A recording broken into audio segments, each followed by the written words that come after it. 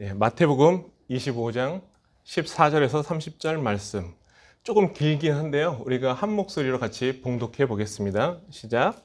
또 어떤 사람이 타국에 갈 때 그 종들을 불러 자기 소유를 맡김과 같으니 각각 그 재능대로 한 사람에게는 금 5달란트를, 한 사람에게는 달란트를, 한 사람에게는 한 달란트를 주고 떠났더니 5달란트 받은 자는 장사하여 또 5달란트를 남기고 2달란트 받은 자도 그같이 하여 또 2달란트를 남겼으니 1달란트 받은 자는 가서 땅을 사고 그 주인의 돈을 감추어 두었더니 오랜 후에 그 종들의 주인이 돌아와 그들과 결산할세 5달란트 받았던 자는 5달란트를 더 가지고 와서 이르되 주인이여 내게 5달란트를 주셨는데 보소서 내가 또 5달란트를 남겼나이다. 그 주인이 이르되 잘하였도다. 착하고 충성된 종아 내가 적은 일에 충성하였음에 내가 많은 것을 내게 맡기리니 내 주인의 즐거움에 참여할지어다 하고 2달란트 받았던 자도 와서 이르되 주인이여 내게 2달란트를 주셨는데 보소서 내가 또 2달란트를 남겼나이다. 그 주인이 이르되 잘하였도다. 착하고 충성된 종아 내가 적은 일에 충성하였음에 내가 많은 것을 내게 맡기리니 내 주인의 즐거움에 참여할지어다 하고 1달란트 받았던 자는 와서 이르되 주인이여 당신은 굳은 사람이라 심지 않은 데서 거두고 해치지 않은 데서 모으는 줄을 내가 알았으므로 두려워하여 나가서 당신의 달란트를 땅에 감추어 두었나이다. 보소서 당신의 것을 가지셨나이다. 그 주인이 대답하여 악하고 게으른 종아 나는 심지 않은 데서 거두고 해치지 않은 데서 모으는 줄로 내가 알았느냐? 그러면 내가 마땅히 내 돈을 내가 돌아와서 내 원금과 이자를 받게 하였을 것이니라 하고 그에게서 그 1달란트를 빼앗아 10달란트 가진 자에게 주라. 무릇 있는 자는 받아 풍족하게 되고 없는 자는 그 있는 것까지 빼앗기리라. 이 무익한 종을 바깥 어두운 데로 내쫓으라. 거기서 슬피 울며 이를 갈리라 하시라. 아멘. 우리가 너무나 잘 아는 말씀입니다. 어느 한 신학생이 있었습니다. 이 신학생은 저랑 좀 비슷했어요. 공부하기를 정말 싫어했습니다. 그래가지고 교수님이 시험을 내주셨는데 이 교수님 시험이 너무나 어려웠어요. 그래서 그 답안지에 뭐라고 썼냐면 하나님만이 아십니다. 이렇게 쓰신 거예요. 그랬더니 그걸 본 교수님이 뭐라고 쓰셨냐? 그 밑에다가 이렇게 댓글을 달았는데요. 하나님은 다 아시니까 100점. 자네는 하나도 모르니까 빵점. 저는 오늘 말씀을 나누면서 여러분들에게 많은 질문을 던질 겁니다. 시험은 아니니까는 긴장하지 마시고 질문을 들으실 때마다 이 질문들을 여러분 자신에게 한번 솔직하게 해보셨으면 좋겠어요. 그래서 이 질문들이 우리의 삶을 바꿀 수 있기를 간절히 바랍니다. 별로 바꾸고 싶은 마음이 없으신 것 같은데요. 바뀌길 바랍니다. 아멘. 네, 아멘. 저는 전 IMB 소속 선교사였고요. 지금은 개척을 해서 뉴스타트 교회를 섬기고 있습니다. 저는 이 교회에 올 때 아주 설레는 마음으로 이 자리에 왔어요. 목사님께서 저에게 설교를 부탁하실 때 한 2달 전인가 3달 전에 부탁을 하셨는데 그때부터 우리 성도님들을 만났을 때 어떤 말씀을 나눠야 될까 굉장히 기대하면서 오늘 설레는 마음으로 왔습니다. 혹시 여러분들도 동일하게 설레는 마음으로 오늘 오셨겠죠? 네. 네. 아유, 거짓말이어도 너무 감사합니다. 듣기가 아주 좋습니다. 네. 만약에 여러분들이 제가 하는 질문에 대해서 조금 모르시겠다. 너무 어려워서 대답할 수가 없다. 그러면 뭐라고 대답하시면 되냐면 하나님만이 아십니다. 하나님은 다 아십니다. 이렇게 대답하시면 돼요. 네. 예수님이 십자가에서 죽으신 이유가 뭘까요? 이거는 아마 꼬마애들도 다 알 수 있는 질문인데요. 예수님이 십자가에서 돌아가신 이유가 뭘까요? 네, 나의 죄 때문이죠. 나의 죄 때문에 예수님은 십자가에 돌아가셨어요. 두 번째 질문입니다. 그렇다면 예수님이 십자가에 죽으셨을 때 우리의 죄가 다 용서함을 받았을까요? 이제 슬슬 어려워지기 시작하죠. 대답은 하나님은 다 아십니다. 예수님이 십자가에 돌아가셨을 때 우리의 모든 죄가 다 용서함을 받았을까요? 네, 아니요. 조금 이따가 제가 다시 한번 말씀을 드리죠. 다시 한번 더 질문을 드리겠습니다. 예수님은 왜 부활하셨을까요? 슬슬 이제 질문들이 조금 난해해지기 시작하죠. 예수님은 왜 부활하셨을까요? 우리가 예수님이 부활했다는 건 다 알고 있는데 예수님은 왜 부활하셨을까요?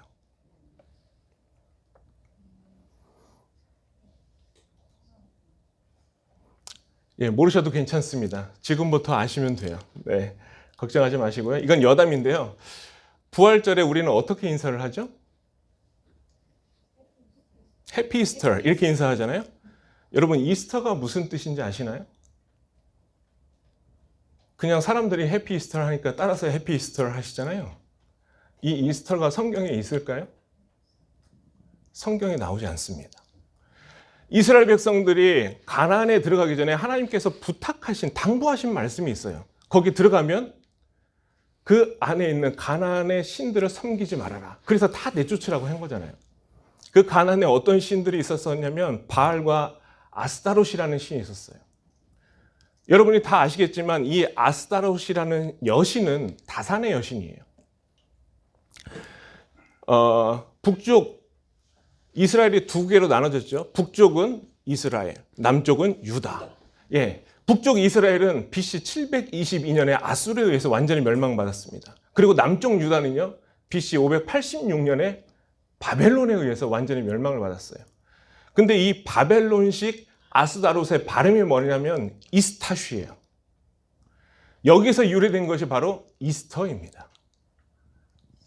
이 이스터가 아까 말씀드렸듯이 다산의 여신이에요. 그래서 이것을 기념하기 위해서 계란과 토끼를 가지고서 기념하며 축제를 하기 시작했었어요. 그래서 해피 이스터는 우리 그리스도인들이 절대 써서는 안 될 말입니다. 여러분 영어 좀 하시는 분 계실 텐데요. 부활 영어로 뭐라고 얘기하죠? Resurrection. 그러면은 해피 이스터가 아니라 뭐라고 얘기해야 되죠? 해피 Resurrection Day가 정확한 거죠. 우리는 많이 속고 있어요. 성탄절의 의미도 마찬가지고요. 해피 이스터는 기독교인들이 절대 써서는 안 될 말입니다. 여러분들이 꼭 기억하시고 내년부터는 해피 이스터가 아니라 해피 Resurrection Day가 될 수 있기를 바랍니다. 그래서 교회 안에서 계란 나눠주고 계란 까먹고 이 에그 헌터하고 뭐 마니가 초콜릿 나눠주고 이거는 기독교 문화가 아니에요. 네, 얘기가 좀 많이 샜는데요.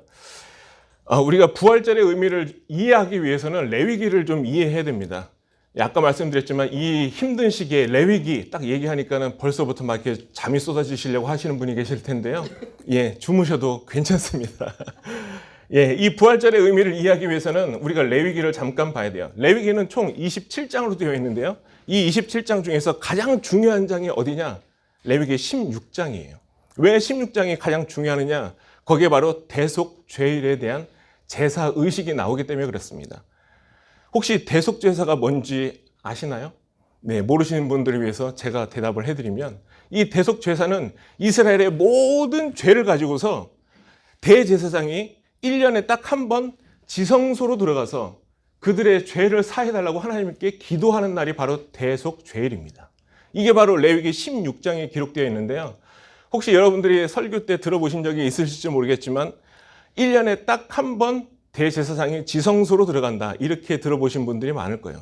그렇지만은 레위기 16장에 보면은 대제사장이 딱 한 번 들어가는 것이 아니라 지성소에 3번 들어갑니다.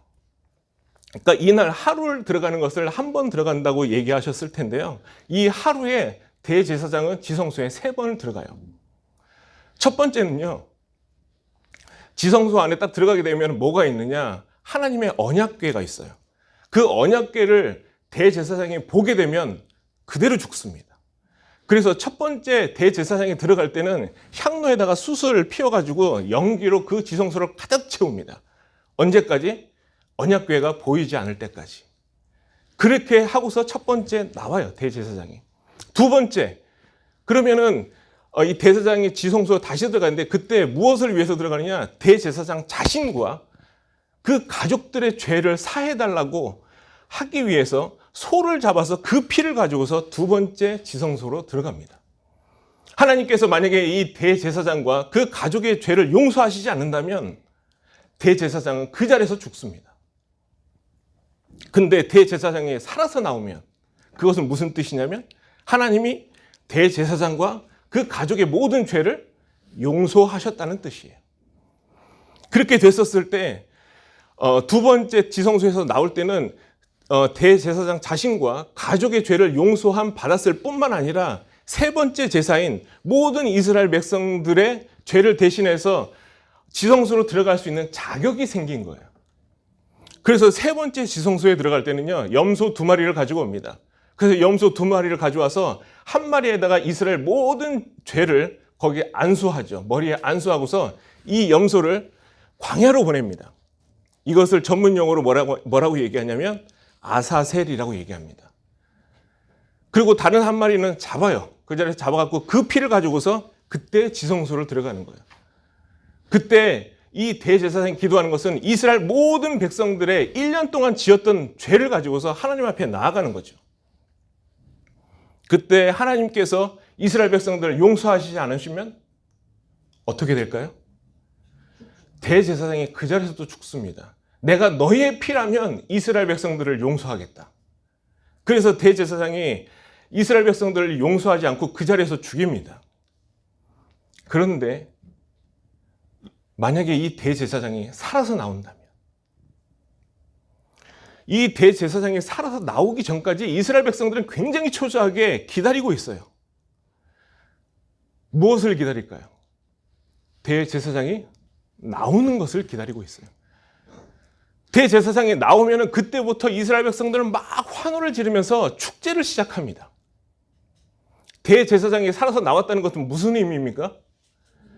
하나님께서 1년 동안 이스라엘 백성들이 지은 모든 죄들을 용서해 주셨다는 뜻이에요. 다시 말씀드릴게요. 예수님이 십자가에 돌아가셨을 때 우리의 모든 죄가 용서됐을까요? 아닙니다. 예수님이 십자가에 돌아가셨을 때 우리의 모든 죄가 용서가 된 게 아니라 소를 잡고 염소를 잡아서 지성소에 들어간 것처럼 예수님이 십자가에 돌아가셨을 때는 우리의 모든 죄를 짊어지고 십자가에 올라가신 거예요. 그때 용서함을 받은 게 아니라 언제 용서함을 받았을까요? 그렇죠. 예수님께서 부활하신 것은 우리의 모든 죄들을 하나님께서 용서하셨다는 증거가 바로 부활인 거예요. 그래서 예수님이 십자가에 돌아가셨을 때 우리의 죄가 용서함을 받은 게 아니라 예수님이 부활하셨을 때 우리의 모든 죄들, 우리의 모든 인류의 죄들이 죄사함을 받았다는 것이죠. 그래서 예수님은 부활하셔야 됐습니다. 여러분 이것을 잊으시면 안 돼요. 부활절은 그래서 계란 까먹는 날이 아닙니다. 바니가 와갖고 초콜릿 나눠주는 날이 아니라요. 우리의 모든 죄들, 그동안 지었던 우리의 모든 죄들을 용서하셨다는 증거로 예수님이 부활하신 거예요. 이것을 여러분들이 꼭 기억하실 수 있기를 바랍니다. 다시 한번 본론으로 돌아오죠. 그럼 왜 하나님은 우리를 용서하셨을까요? 왜 당신의 아들을 죽이시면서까지 우리를 용서하셨을까요? 하나님은 우리를 너무나 사랑하시니까 그러고 싶으셨겠죠? 예수님이 공생에 시작하실 때 가장 먼저 했던 말씀 혹시 기억나시나요? 침례 요한하고 같은 말씀을 하셨는데요. 회개하라. 천국이 가까웠느니라. 지금 예수님께서 말씀하셔요. 회개하라. 왜 회개하라고 말씀하십니까? 천국이 가까웠으니까. 천국이 가까웠으니까 회개하라고 말씀하세요. 회개하라고 하시는 말씀 그 의도가 뭐예요? 용서해 주고 싶으시니까. 만약에 용서해 주고 싶으시지 않으면 회개하라는 말씀 하실 필요가 없겠죠. 회개하라고 말씀하시는 이유는 예수님이 정말 용서해 주고 싶으시니까, 용서해 주시는 게 하나님의 뜻이니까. 그래서 천국이 가까우니까, 예수님의 재림의 때가 가까우고 하나님의 심판날이 가까우니까 회개하라. 천국이 가까웠다. 나는 너희들을 용서해 주기를 원한다. 너희들이 제발 와서 회개하기를 원한다. 나는 너희들을 용서해서 하나님의 저 천국 잔치에 너희들을 데려가고 싶어. 이 말씀이 바로 거기에 포함되어 있는 거죠. 마태복음 22장에 보면은 천국에 대한 비유가 나옵니다. 거기에 보면은 천국은 마치 자기 아들을 위하여 혼인잔치를 베푼 어떤 임금과 같다. 이런 말들이 나와요. 그래서 이렇게 쭉 내용들이 나오는데요. 여러분들이 꼭 마태복음 22장을 찾아보시기 바랍니다. 하나님은 사랑하는 아들 예수님의 혼인잔치에 하나님께서 사랑하시는 예수님의 신부들로 가득 채우기를 원하시는 거예요. 혹시 그 스토리 좀 기억나시나요? 그래서 그 임금이 종들을 보내갖고 그 사람들에게, 초청받은 사람들에게 지금 혼인잔치 있으니까 오십시오. 그 사람들이 어떻게 합니까? 저는 밭을 샀습니다. 그래서 지금 못 갑니다. 어떤 사람은 나는 사업을 해야 돼서 지금 못 갑니다. 나는 지금 소를 사서요. 소를 테스트해야 되기 때문에 지금 못 갑니다.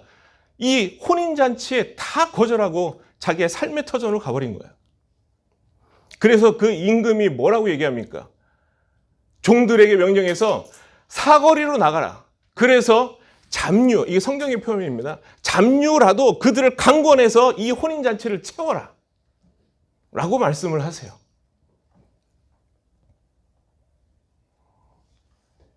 하나님은 이처럼 하나밖에 없는 사랑하는 아들 예수님의 혼인잔치를 성공적으로 치르고 싶은 마음이 하나님한테는 있으신 거예요.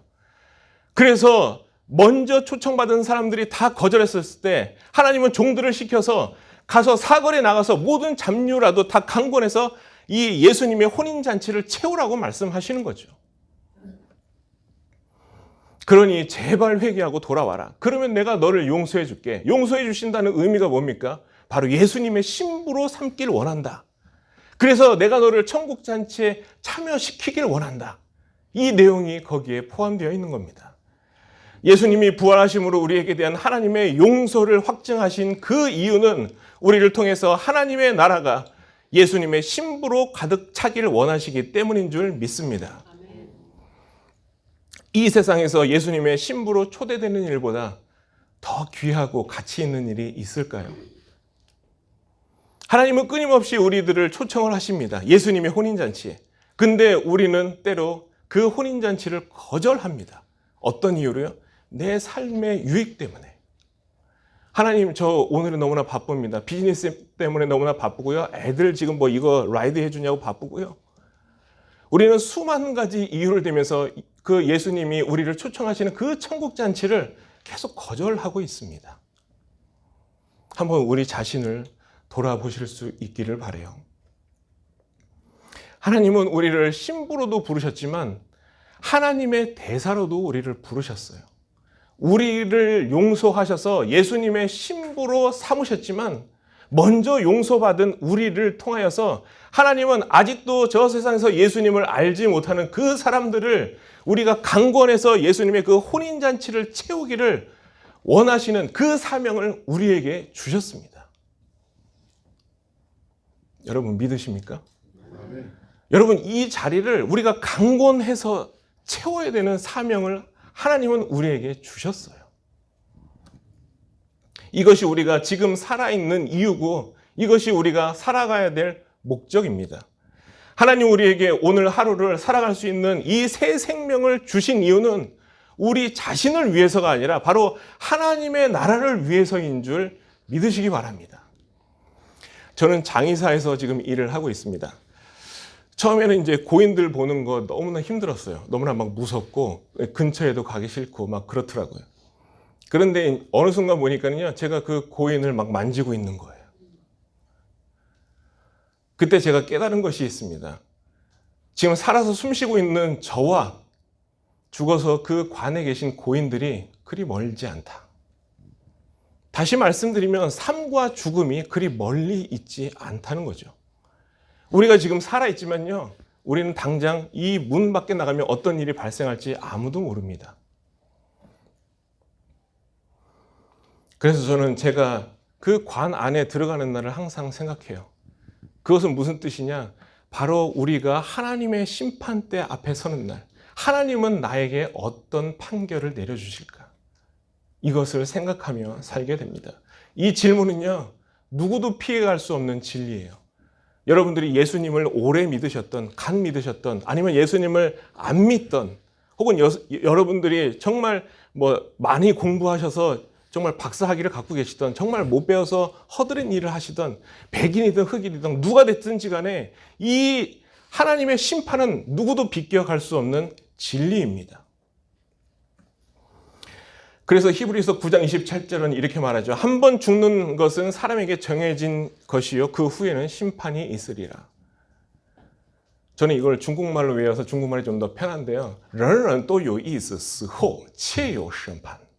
사람들마다 다 죽는 것은 정해진 일이에요.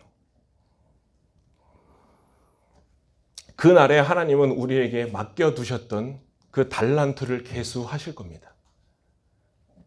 5달란트 받은 자에게 하나님은 몇 달란트를 요구하실까요? 네, 이건 질문입니다. 5달란트 받은 자에게, 맡긴 자에게 하나님은 몇 달란트를 요구하실까요? 네, 이거 어려운 질문인가요? 네, 모르실 때는 어떻게 해요? 하나님이 하십니다. 예, 하나님은 다 아시니까 100점. 여러분은? 하나님이 우리에게 맡겨주신 그 사람들이 5명이에요. 5 영혼이라면 하나님이 우리에게 계수하고 싶으신 영혼은 5명이 아니라 10명이십니다. 아시죠? 5달란트 맡긴 자에게 하나님이 그들에게 임금이 그에게 물었던 것은 5달란트가 아니라 주인님, 여기 내가 5달란트를 더 남겼습니다. 얘기하시잖아요. 주인이 우리에게 원하는 건 우리에게 맡겨줬던 그 5달란트가 아니라 우리가 열심히 해서 더 남긴 5달란트를 원하시는 거죠. 2달란트 남긴 자에게 하나님이 몇 달란트를 요구하세요? 4달란트. 예, 좀 산수가 어려우신지요. 1달란트 맡긴 자에게 하나님이 몇 달란트를 요구하시죠? 1달란트가 아니라 2달란트를 요구하시는 거예요. 우리에게 주어진 달란트는 단순히 어떤 돈의 부귀 영화 이런 게 아니잖아요. 여러분들도 다 아실 겁니다. 우리에게 맡겨주신 그 달란트는 하나님이 우리에게 맡겨주신 영혼들입니다. 하나님이 우리를 통해서 구원하기를 원하시는 그 영혼들이 바로 이 달란트 비유입니다. 하나님은 지금 여러분들에게 1명을 맡기셨어요. 또 어떤 분들에게는 하나님이 여러분들에게 2명을 맡기셨어요. 또 하나님은 어떤 분들에게, 여러분들에게 5분의 영혼들을 맡기셨어요. 혹시 그 맡겨준 영혼들까지도 땅에 묻어버리고 있지는 않으신지요? 하나님은 우리에게 맡겨주신 그 영혼들이 하나님께서 준비하신 그 예수님의 천국잔치에 참여하기를 간절히 기대하고 계세요. 누구를 통해서? 나를 통해서. 우리가 그들에게 복음을 전하지 않는다면, 우리가 그들에게 예수님을 알리지 않는다면 그들은 예수님을 알 수도 없고 예수님을 믿을 수도 없습니다. 하나님은 여러분들에게 몇 명의 영혼을 맡기셨을까요? 한번 질문해 볼까요? 최근에 전도해 본 적이 언제세요? 네, 한참을 생각해도 기억이 나지 않는 그날 언제 예수님에 대해서 다른 사람에게 얘기해 봤는지 기억이 안 나죠? 이게 우리의 현실입니다. 전도하는 것은 목사들의 몫인가요? 선교사들의 몫인가요? 아니요. 예수님을 믿는 우리 모두의 몫입니다. 여러분들 나가셔서 여러분들의 삶의 터전에서 끊임없이 여러분들에게 맡겨주신 그 영혼들 찾으실 수 있기를 바라요. 눈을 부릅뜨고 찾아야 돼요. 부릅뜨고 있지 않으면 그 영혼들이 보이지가 않습니다. 한번 생각해 보십시오.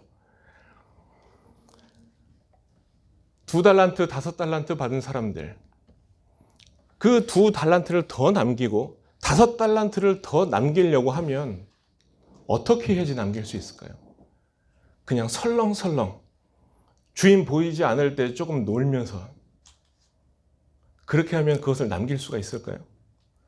절대요. 한번 생각을 해보세요. 혹시 사업하시는 분 계실 수도 있겠지만 여러분들이 지금 한 달에 고정적으로 버시는 수입이 이만큼인데 그것을 더블로 만들어야 돼요.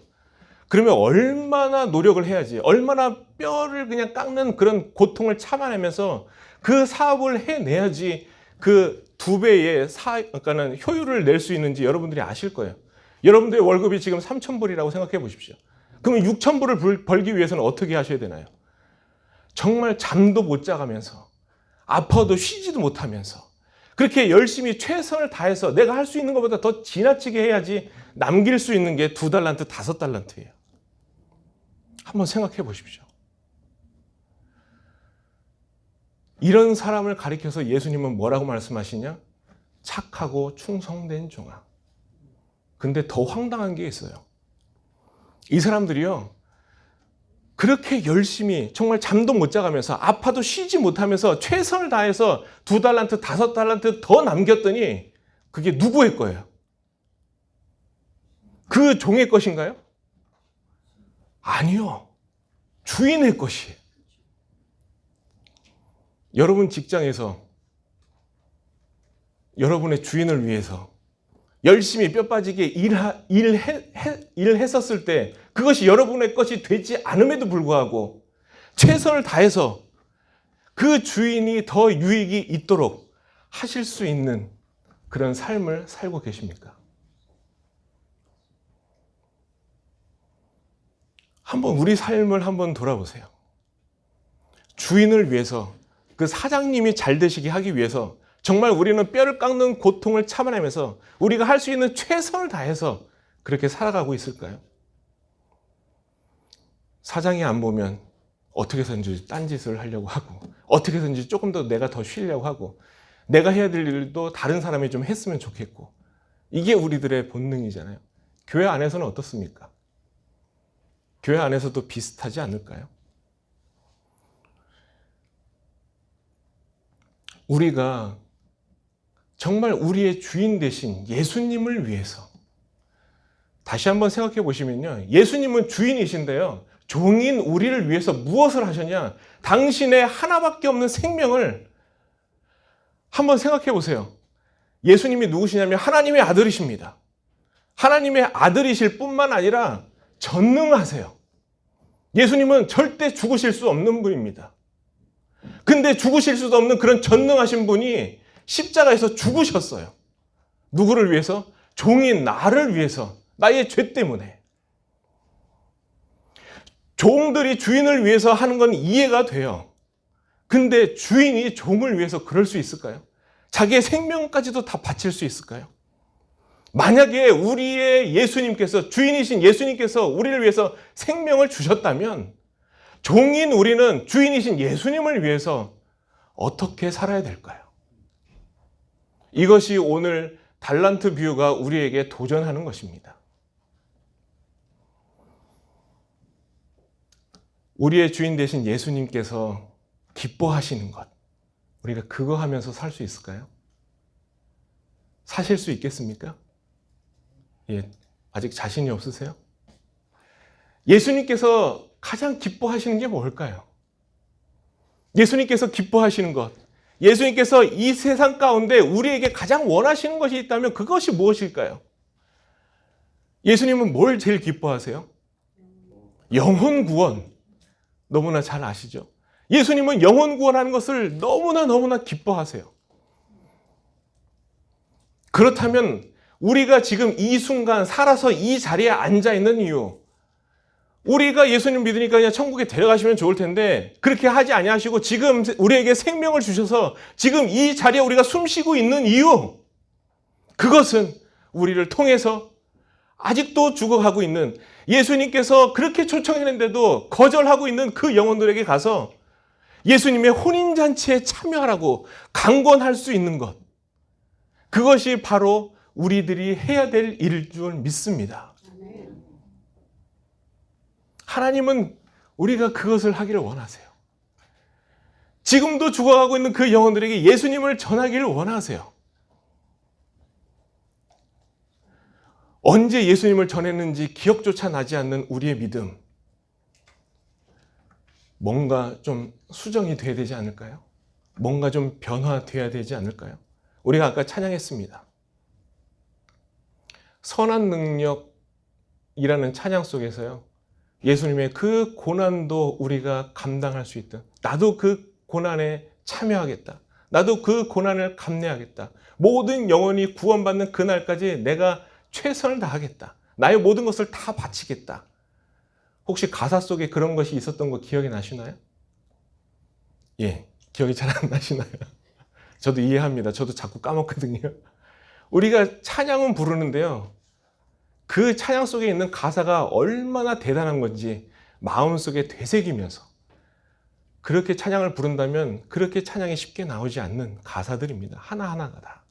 우리가 말씀을 읽지만 이 말씀들을 하나하나 곱씹어 보면 우리가 그렇게 살지 못할 때가 얼마나 많은지요. 그렇지만 하나님은 끊임없이 우리에게 얘기하십니다. 뭐라고요? 회개하라, 천국에 가까웠다. 이 말씀은 다시 얘기하면 하나님은 끊임없이 우리를 용서해 주길 원하세요.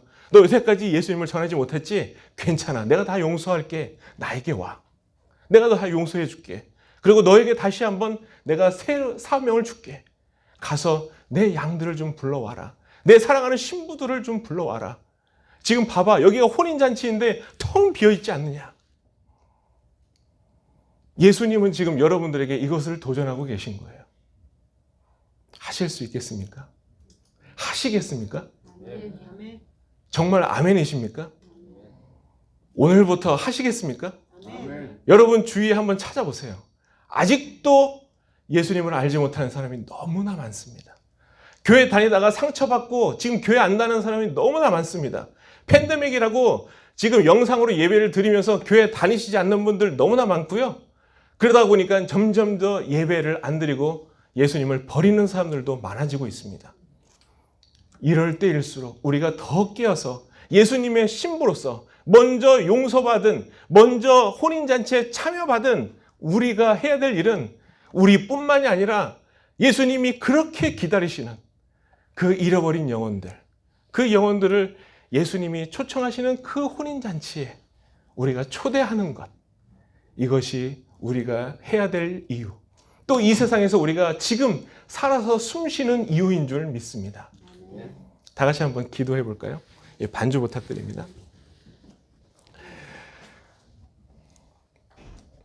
이 시간 다 같이 한번 기도해 보기를 원합니다. 네, 그동안의 우리의 삶을 한번 돌아보면서 우리는 먼저 용서를 받았어요. 그래서 우리는 예수님의 그 혼인잔치에, 천국잔치에 이미 초대되었습니다. 그런데 우리만 들어가는 것을 예수님은 원하지 않으세요. 그 하나님의 나라에 예수님의 혼인잔치를 준비하신 하나님께서 예수님의 신부들로 그 자리를 가득 채우기를 원하세요. 그래서 예수님께서 원하시는 것, 하나님께서 원하시는 것이 무엇이냐? 잡류라도 그들을 강권해서 혼인잔치를 채우라. 그것을 우리에게 사명으로 주셨습니다. 여러분, 지금 우리가 살아있는 이유, 지금 우리가 숨쉬고 있는 이유, 그것은 우리 자신을 위해서가 아닙니다. 바로 하나님의 나라를 예수님의 신부로 가득 채우기 위해서입니다. 이것을 위해서 우리가 변화되게 해달라고, 다시 한번 이 사명을 찾게 해달라고 다 같이 한번 기도하겠습니다. 하나님, 이 시간 저희가 하나님의 그 음성을 제대로 듣기를 원합니다. 이 시간 하나님의 마음을 갖기를 원합니다.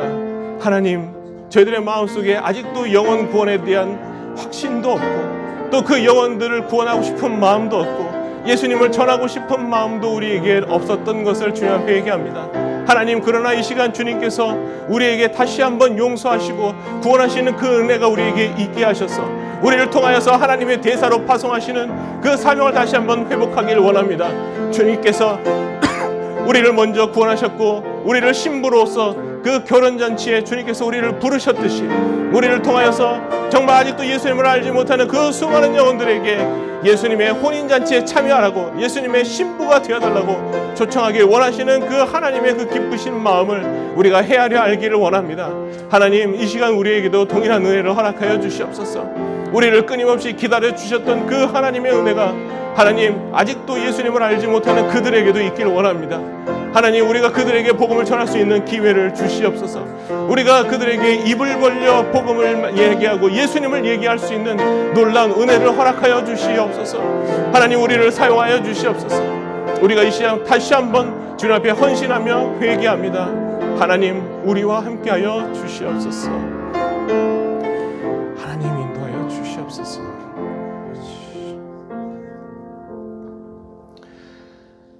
하나님, 너무나 감사합니다. 우리는 잡류에 속했던 사람인데 우리를 강권하셔서 우리를 용서하여 주셨고 또 우리를 예수님의 신부로 삼아주심을 진심으로 감사를 드립니다.